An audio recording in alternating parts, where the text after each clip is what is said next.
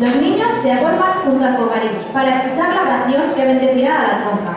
Un tronco que ha sido especialmente elegido y que representa un vínculo especial con la naturaleza, con los que ya no están y también con la pervivencia del hogar y la familia. Nuestro compañero Felipe recitará esta oración de la tronca, que fue recogida en los Pirineos por Pedro Lafuente.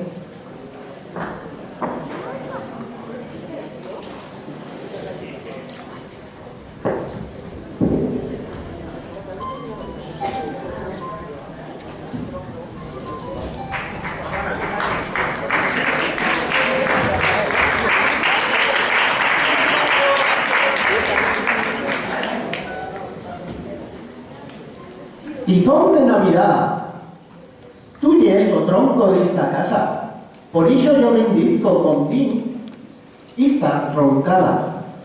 En nombre de Dios y o niño que vais a la tierra, para que para esta casa traigas a felicidad más plena. O primer trago, ta tú, porque tú todo navegas. O segundo, ta nosotros, que nos des a duas puertas.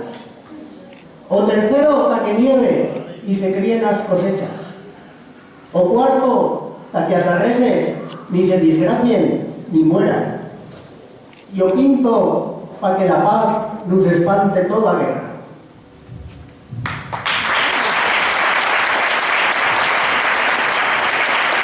Pero no hago uno.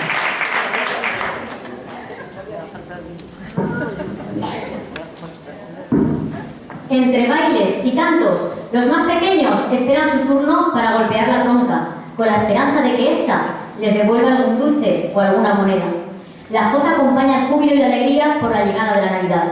Seguidamente, nuestros más jóvenes joteros interpretarán una jota cuya letra aborda el tema de la Navidad y después una rondadera en la que desean felicitarles a todos unas muy buenas fiestas. Un fuerte aplauso para recibir a nuestros jóvenes cantadores.